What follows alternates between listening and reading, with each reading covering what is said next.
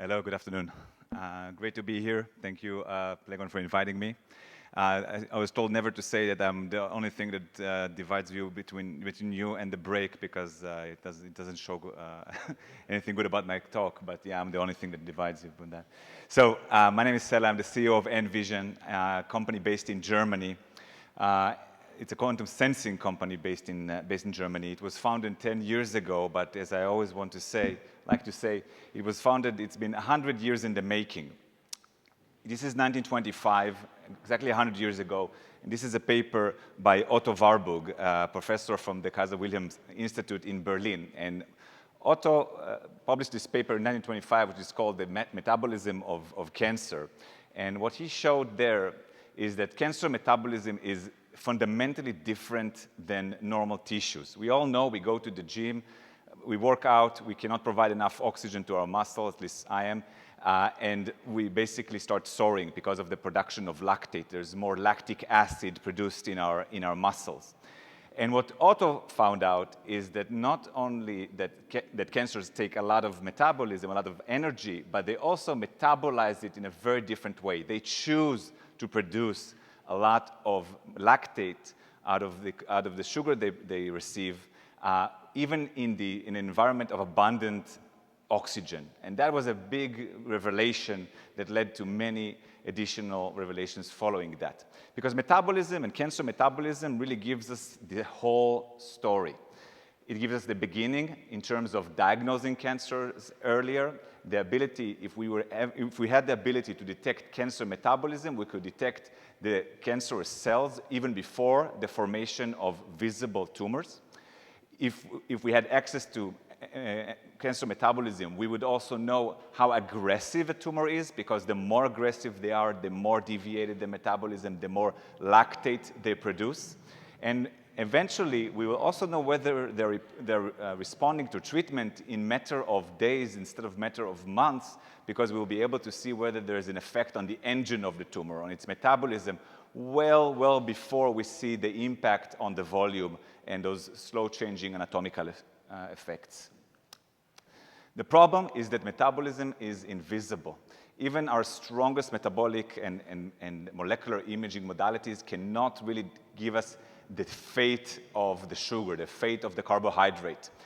MRI, which is by far the best modality we have for soft tissues, where most cancers tend to appear, and intrinsically can detect any molecule. Even MRIs, unfortunately, cannot detect the signal coming from sugars. They can give us an incredible anatomical image with great resolution, but they cannot detect the signal coming from sugars. And you would say, hey, why not create a much stronger MRI? So behind me here is this monster is the strongest MRI in the world. It was inaugurated last year in Paris. It is around 10 times stronger than the MRI you know from your clinic. It is a result of an international collaboration, hundreds of millions in investment to build one of these. It requires a building this size with reinforced concrete just to shield it from the environment. And even this monster cannot detect the signal coming from sugars. It's just below the noise level.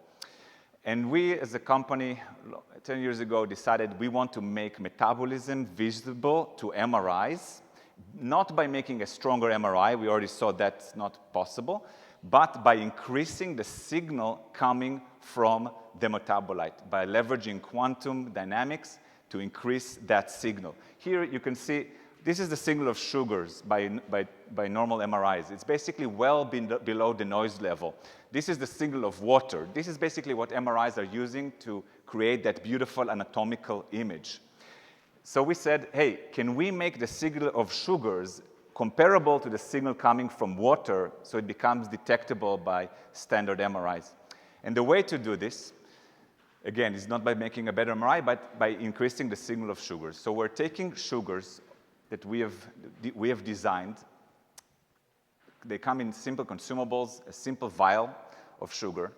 We place it in our polarizer. Our polarizer, basically what it does, it takes the sugar and it magnetizes the sugar. It manipulates with the nuclear spins a subatomic particle.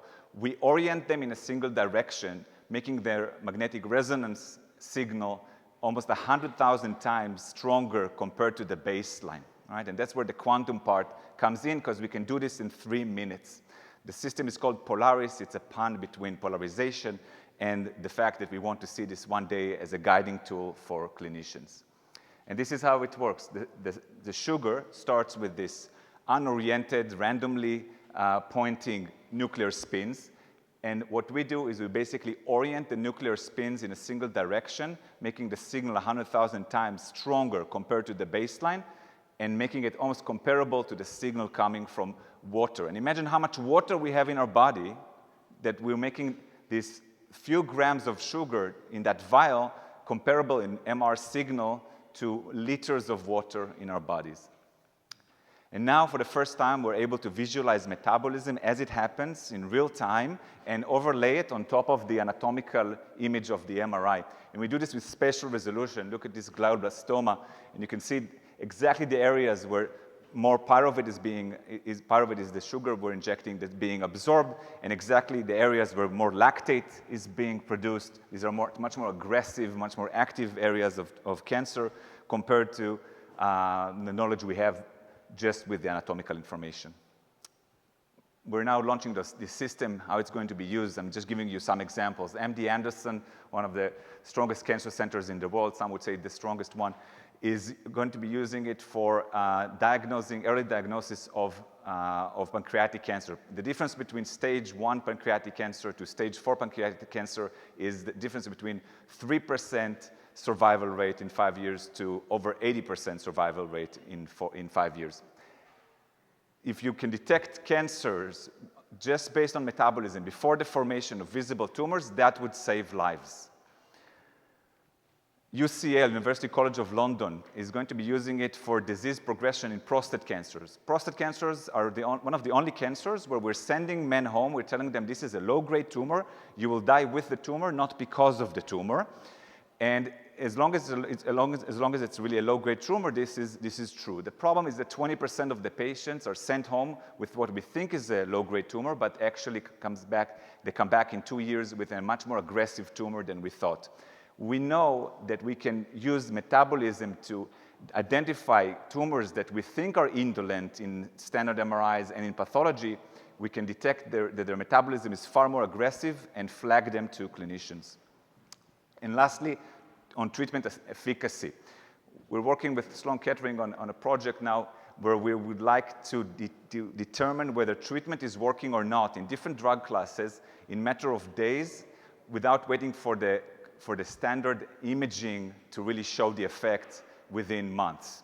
We know that in radiation therapy, for example, we believe we can detect in real time as the beam hits the target. When it causes damage to the DNA, we can already visualize the metabolic effects that it's causing to the tumor and showing efficacy. We're launching, as I mentioned, the system right now to the strongest cancer centers in the world. This is a pivotal moment for us.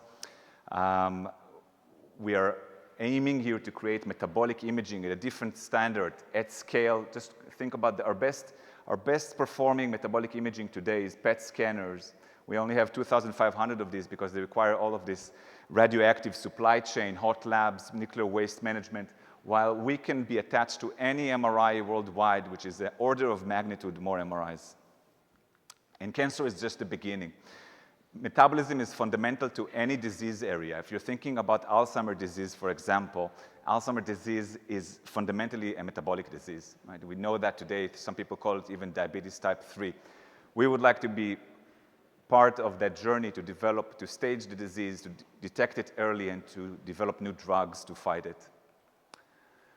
As I mentioned, it's been 100 years in the making, but what we're really excited about right now is the next 100 years. And once this technology is in the hands of remarkable researchers from the US, from Europe, and in Asia, we would like to see what they will do with it, and we want to be a part of this. Thank you so much.